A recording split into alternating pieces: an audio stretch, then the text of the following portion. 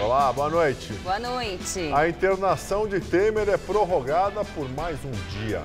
O presidente se recupera de outra cirurgia na uretra. A agenda foi cancelada e viagem adiada. Ex-governador do Rio, Sérgio Cabral, presta depoimento ao juiz Sérgio Bretas e volta a admitir que fez uso de dinheiro de Caixa 2 para uso pessoal e para financiar campanhas políticas, mas não revelou nomes. Justiça Federal marca depoimento de Lula nas Zelotes para fevereiro do ano que vem. Ex-presidente é réu por tráfico de influência, lavagem de dinheiro e organização criminosa na compra de caças suecos. E presidente da Câmara, Rodrigo Maia, do DEM, anuncia que reforma da Previdência só será votada em 2018. Você acompanha essas e outras notícias após o intervalo. Até já! Quem tem conta no Bradesco conta com muitos benefícios. Conta com isenção da tarifa da conta corrente por perfil. Conta com aprovação do crédito imobiliário em até 1 hora. Incrível, né? Contrata crédito consignado direto pelo app e ainda concorre a 1 milhão em prêmios. E tem mais, conta com desconto no cinema, no refri e até na pipoca. Demais, né? Pessoal, vai começar. Quem tem conta no Bradesco conta com muitos benefícios para seguir em frente. Bradesco, pra frente. O ponto de interrogação inventou a humanidade. Nós somos movidos por perguntas. A gente pergunta, entende, pergunta de novo. Milhares de cientistas trabalham para encontrar as respostas e formular as próximas perguntas. Conhecimento é a grande energia que movimenta o mundo. Então, vamos celebrar o conhecimento e estimular aqueles que movem o mundo adiante. Vamos inventar? Uma jornada pelo conhecimento. Petrobras.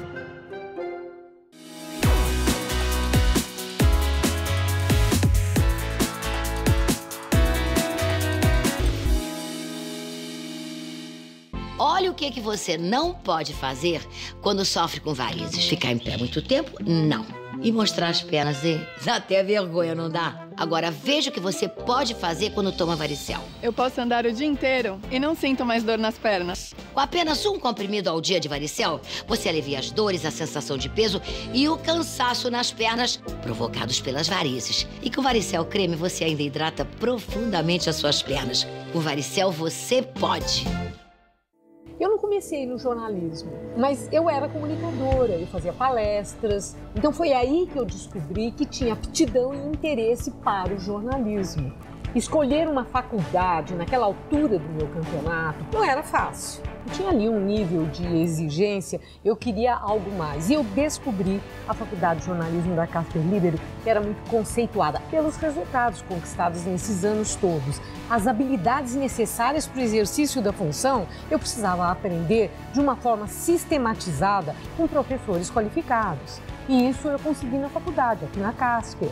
Por isso, eu sou o Casper. Somos todos Casper. Dezembro é o mês internacional do combate ao melanoma.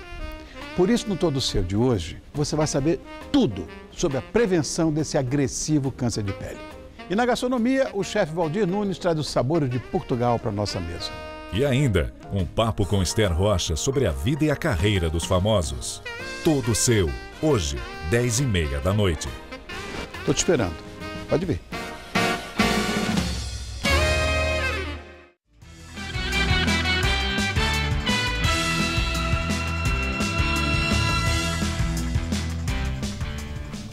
O Ministério Público Federal de São Paulo denunciou hoje à Justiça um médico e um ex-diretor do Hospital das Clínicas por fraude em licitações para a compra de equipamentos cirúrgicos.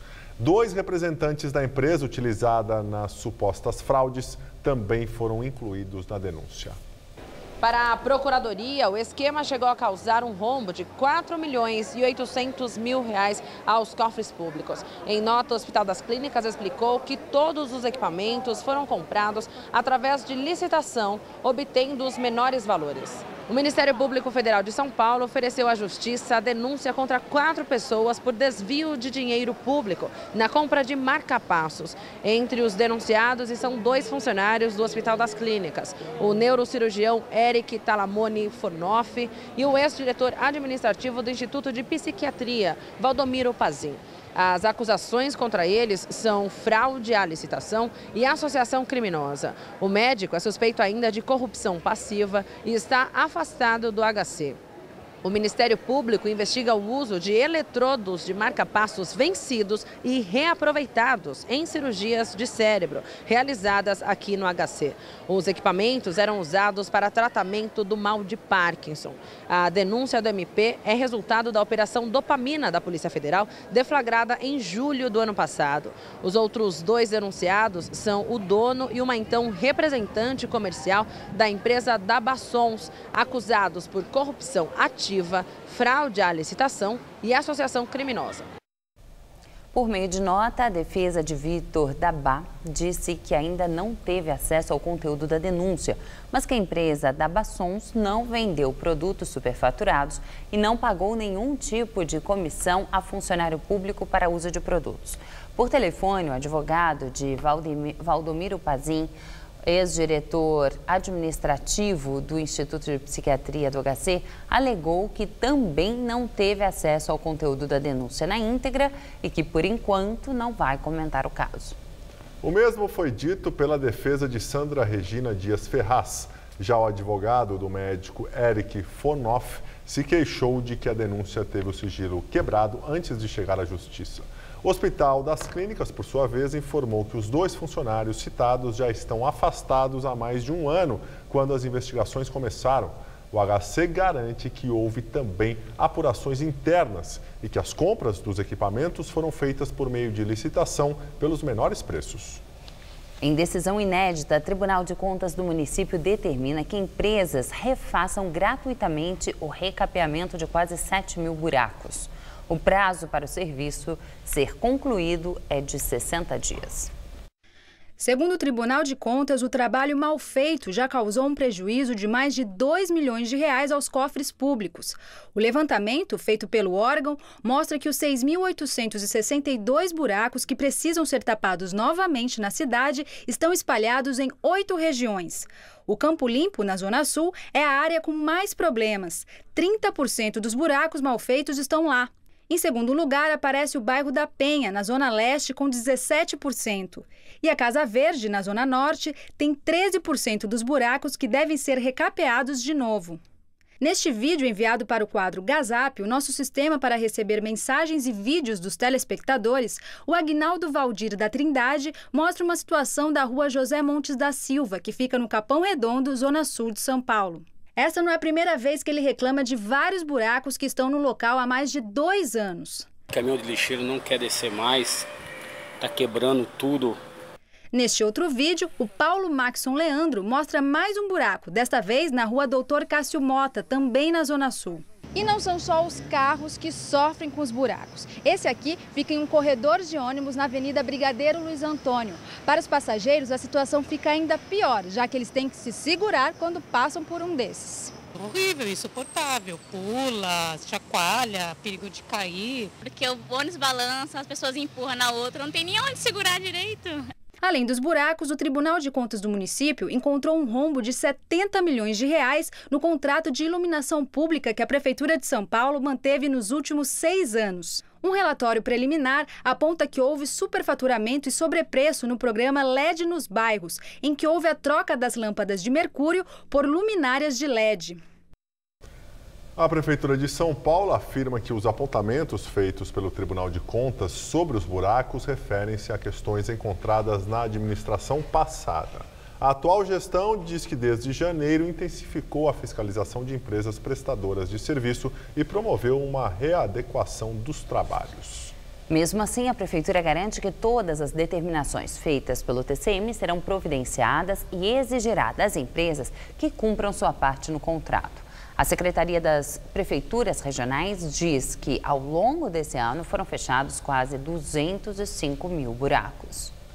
O ex-governador do Rio de Janeiro, Sérgio Cabral, do PMDB, voltou a admitir hoje ao juiz Marcelo Bretas que fez uso pessoal de dinheiro de Caixa 2, destinado às campanhas eleitorais dele no estado. Segundo Cabral, parte dos recursos foi usado para financiar aliados políticos, mas ele não quis revelar o nome dos candidatos que receberão dinheiro. Todos que apontaram o dedo para mim tiveram benefício. Todos que apontaram o dedo para mim tiveram benefício. Isso teria como provar, por exemplo, se for 200 mil por mês, como gastou esse dinheiro, ainda que não os 200, mas... Excelência, isso implicaria em citar todos os companheiros meus de todas as lutas políticas. Eu afirmo ao senhor que fiz consumo pessoal desses recursos, né? E afirmo ao senhor que fiz muito uso nas campanhas eleitorais minhas e de outros. CPI da JBS Friboi aprova parecer com o pedido de investigação do ex-procurador Rodrigo Janot. Ontem, o relator Carlos Marum, do PMDB, recuou e retirou o pedido de indiciamento dele. Com quórum baixo na sessão, a votação do parecer ocorreu de forma simbólica. O texto foi aprovado, mas houve 3 votos contrários. No momento, apenas 10 dos 29 titulares da comissão, que começou em setembro, estavam presentes. O relatório de Marum contém uma série de recomendações genéricas. Os pontos mais polêmicos que constavam no texto original foram retirados para que houvesse acordo. Entre eles estão o pedido de indiciamento do ex-procurador-geral da República, Rodrigo Janot, e do ex-chefe de gabinete dele, Eduardo Pelela, uma proposta de projeto de lei que regulamentava as delações premiadas e o pedido de investigação de fatos relatados pelo advogado Rodrigo Tacla Duran, ligado ao Odebrecht. Ele afirmou à CPI que foi coagido a firmar um acordo de colaboração premiada por integrantes da Lava Jato em Curitiba e por um advogado amigo do juiz Sérgio Moro. Os principais itens mantidos no parecer final são o pedido de indiciamento do ex-procurador Marcelo Miller, dos irmãos Joesley e Wesley Batista, donos da JBS Friboi, e do ex-executivo da empresa Ricardo Salt. Em relação a Janot e Pelela, o documento solicita apenas uma investigação da conduta que os dois tiveram na negociação do acordo de delação premiada dos irmãos Batista. Agora o texto vai ser analisado pela Procuradora-Geral da República, Raquel Dodge, que pode ou não acatar as sugestões. E agora vamos ao comentário de política com José Neumann Pinto. Antes de assumir a Secretaria de Governo, com Temer no hospital e a posse adiada, o deputado Carlos Marum compareceu com seu relatório na CPI da JBS, tirando um bode da sala, que era o indiciamento do Rodrigo Janot, inimigo número 1 de Temer, mas colocando uma verdadeira manada nesse relatório, né? Se o relatório dele vira lei, então é o seguinte, é como se você mandasse soltar todos os bandidos e prender os agentes da lei. Entre outras grandes conquistas da lei penal no Brasil, ele vai garantir que todo delatado terá o direito de conhecer uma delação na hora que ela existe, na hora que ela é feita. Quer dizer, o sigilo da delação, que é justamente a melhor forma que tem de garantir a investigação do que foi delatado, vai para o espaço, né? Além disso, não se pode colher delação premiada de preso. Olha, a delação premiada é feita para obter informações de dentro da quadrilha e no mundo inteiro isso é usado para chegar aos chefões.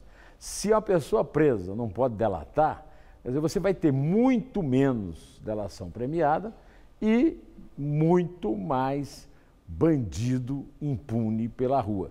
Isso não existe em nenhum país do mundo, vai existir agora graças ao doutor Carlos Marum, valet de chambre, criado de quarto, de Eduardo Cunha, emprestado ao Temer. Bom, eu volto terça-feira que vem, direto ao assunto. Até!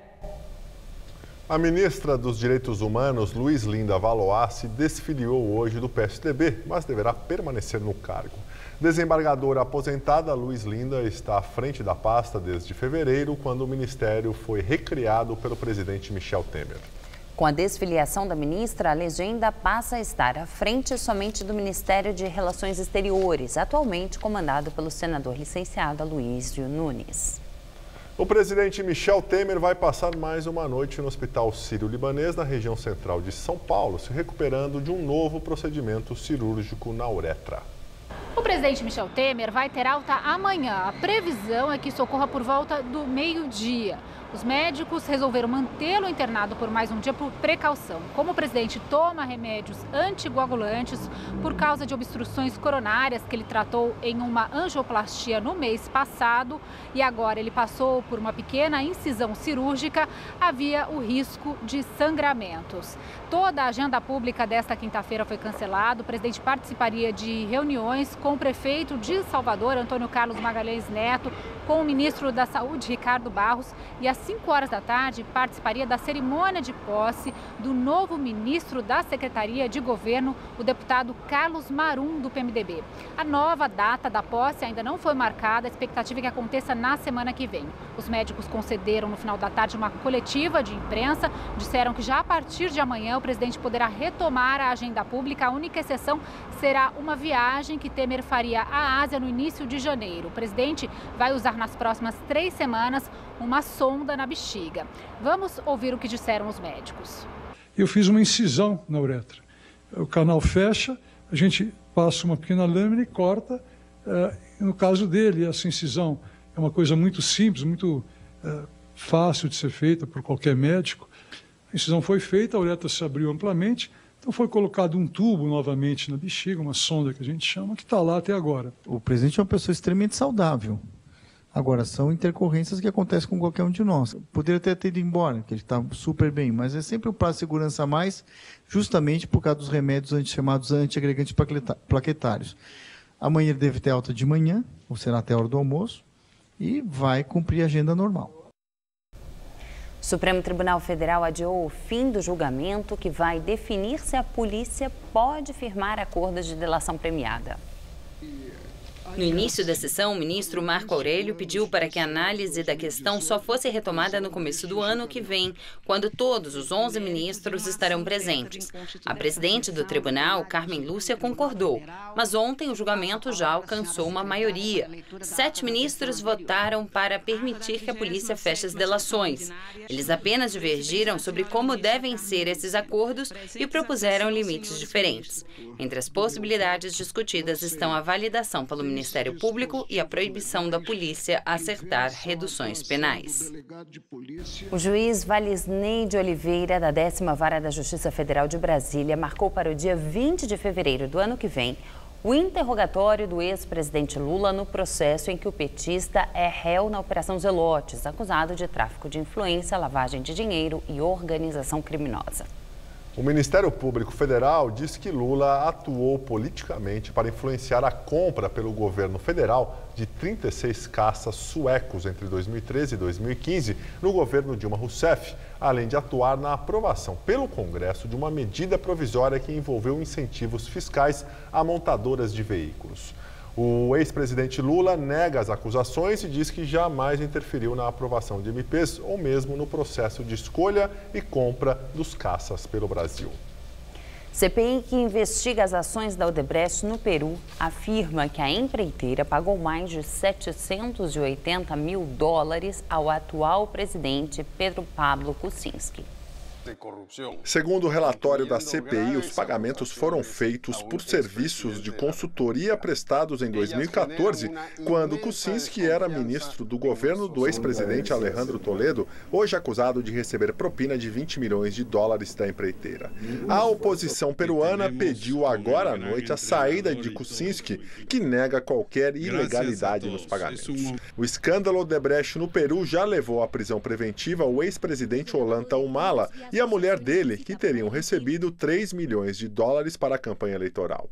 A Odebrecht admitiu ter pago 29 milhões de dólares em subornos no Peru entre 2005 e 2014 e diz ter se arrependido dessas práticas. Em reportagem publicada hoje, o jornal espanhol El País afirmou que um grupo de ex-ministros e líderes políticos da Venezuela desviou pelo menos 2 bilhões de euros da petroleira estatal PDVSA durante o governo de Hugo Chávez. O dinheiro teria sido cobrado pelo grupo para intermediar contratos entre companhias estrangeiras e a empresa. A propina chegava a 15% e teria sido depositada entre 2007 e 2012 em um banco de Andorra, paraíso fiscal entre a Espanha e a França. E a Justiça Federal tornou réis 29 pessoas acusadas de fraudar a Lei Rouanet. O dinheiro era captado de empresas pela Lei Rouanet por produtores culturais e organizadores de eventos. A verba, em vez de ser usada em projetos culturais, era destinada a festas particulares. Segundo o Ministério Público Federal, as empresas que aceitavam participar do esquema recebiam vantagens como o custeio de festas de fim de ano.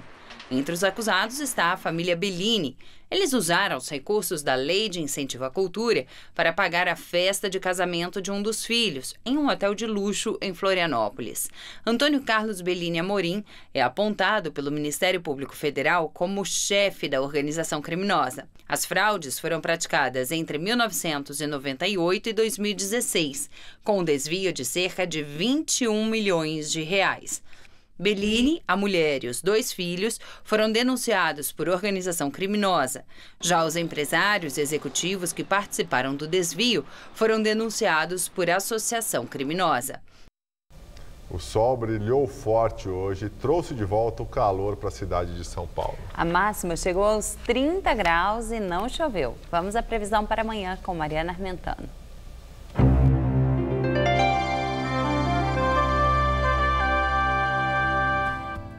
Os próximos dias prometem ser bem quentes em todo o estado de São Paulo, mas com esse tempo abafado, não dá para descartar as pancadas de chuva. Vamos ver as temperaturas? Olha só, nessa madrugada de sexta-feira teremos mínima de 18 e máxima amanhã à tarde de 32 graus. Aí no sábado os termômetros ficam ali em torno dos 30 graus e no domingo quase nada muda e a máxima prevista é também de 30 graus por aqui. Estreou hoje aqui em São Paulo e em mais 6 capitais brasileiras o documentário Coragem, as muitas vidas do cardeal Dom Paulo Evaristo Arnes, do jornalista Ricardo Carvalho. O filme traz relatos de amigos, parentes e entrevistas inéditas com o cardeal, que morreu há 1 ano. Senhor, fazei-me instrumento de vossa paz. Nos últimos 3 anos, o jornalista Ricardo Carvalho recolheu depoimentos, documentos e fotografias sobre Dom Paulo Evaristo Arnes. Os dois se conheceram em 1976, quando Ricardo passou a fazer reportagens sobre a Igreja Católica pelo jornal Folha de São Paulo. Eu acho que todos os bispos e cardeais deveriam fazer o que ele fez, que é uma igreja comprometida com os mais pobres, uma igreja comprometida com os abandonados, com os humilhados. O filme traz em pouco mais de 1 hora o retrato desta figura única, que, como o título já diz, teve várias vidas. São depoimentos de amigos, parentes, religiosos. Ele era efetivamente um amparo dos perseguidos. Há também depoimentos inéditos do cardeal. A gente ficou ao lado do povo para a democracia e custou. Mas deu certo no fim. Dom Paulo Evaristo Arnes morreu no dia 14 de dezembro do ano passado. O corpo dele foi sepultado aqui na Catedral da Sé. E não por acaso, o filme estreia nesse mesmo dia. É uma oportunidade de conhecer detalhes pouco divulgados de sua história e de celebrar a memória de um homem que lutou pela paz, pela liberdade e pelos mais necessitados. Dom Paulo foi arcebispo metropolitano de São Paulo de 1970 a 1989, quando passou a ser arcebispo emérito. Em 1973 também foi nomeado cardeal, podendo escolher ou ser eleito papa. A trajetória frente à Igreja Católica de São Paulo foi marcada pela defesa dos direitos humanos e a organização dos mais pobres. Imagine que ele vendeu o Palácio Episcopal em 1973 por $5 milhões e comprou 1.200 terrenos na periferia de São Paulo, onde foram erguidos alguns imóveis muito simples, onde o povo se reunia e começou a fazer a sua própria cabeça. Durante a ditadura militar, denunciou para o mundo as prisões, torturas e mortes. Neste período, se aproximou da família de Vladimir Herzog, ao abrir as portas da Catedral da Sé para um ato ecumênico após o assassinato do jornalista na prisão. Foi o primeiro a dizer abertamente que Herzog não havia se suicidado. A gente não tem uma figura como Dom Paulo hoje para nos ajudar. Basta lembrar que a polícia hoje que matou na época da ditadura e não tem um Dom Paulo para denunciar. Onde houver tristeza, que eu leve a alegria. Onde houver trevas, que eu leve a luz. O governo prevê crescimento do PIB este ano para 1,1%. A projeção oficial anterior era de aumento de 0,5%. Segundo o ministro da Fazenda, Henrique Meirelles, a previsão, que está acima do esperado pelo mercado financeiro, é conservadora. Para o próximo ano, a equipe econômica também elevou de 2% para 3% a previsão de expansão da economia. O secretário de Acompanhamento Econômico, Fábio Kankzuk, disse que se a reforma da Previdência não for aprovada no governo Michel Temer, o impacto negativo sobre o PIB de 2018 seria de 0,15 ponto percentual. O presidente da Câmara dos Deputados, Rodrigo Maia, do DEM, marca a votação da reforma da Previdência para 19 de fevereiro. A discussão deve começar no dia 5 do mesmo mês, antes do Carnaval. Ou a gente vai, mesmo em ano eleitoral, discutir esse tema de forma transparente, para aqueles que querem discutir com seriedade com a sociedade brasileira. Ontem, o líder do governo no Senado, Romero Jucá, do PMDB, anunciou que, diante da falta de votos, a reforma seria analisada em fevereiro de 2018. Em seguida, o Palácio do Planalto reagiu e afirmou que a decisão sobre adiar a votação da proposta só seria tomada depois do início dos debates. Mas agora a data divulgada por Jucá foi confirmada por Rodrigo Maia. O adiamento da discussão e da votação da reforma da Previdência afetou o mercado financeiro. A Bovespa recuou 0,67%. O dólar comercial fechou o dia cotado a R$ 3,33, alta de 0,62%. O Congresso americano aprovou o projeto que decreta o fim da neutralidade da internet no país. Na prática, isso significa que os provedores de internet dos Estados Unidos poderão bloquear sites e cobrar diferentes preços por serviços de maior qualidade ou por acesso a determinadas formas de conteúdo, como serviços de streaming. A determinação aprovada hoje reverte uma decisão do governo Obama de 2015, que foi implementada com o objetivo de oferecer proteção melhor aos norte-americanos, que estavam transferindo a maior parte de sua comunicação à internet. As grandes empresas de telecomunicações americanas prometeram aos seus clientes que as experiências online deles não mudarão. A Disney anunciou hoje a compra de parte da Fox por mais de 52 bilhões de dólares. Segundo o acordo, a Disney, responsável por franquias de sucesso como Star Wars, vai controlar grande parte da Fox, inclusive os estúdios que produzem os filmes de super-heróis da Marvel e a franquia Avatar, assim como séries de TV como Os Simpsons. Os dois estúdios juntos somam 39% das bilheterias do mundo. E nós ficamos por aqui. A edição de hoje pode ser vista no site do Jornal da Gazeta. Uma ótima noite para você. Até amanhã, Gabriel. Tchau, Ju. Até amanhã. Muito obrigado pela companhia. Tenha uma excelente noite. Fique agora com o Rony Vono Todo Seu. Até amanhã.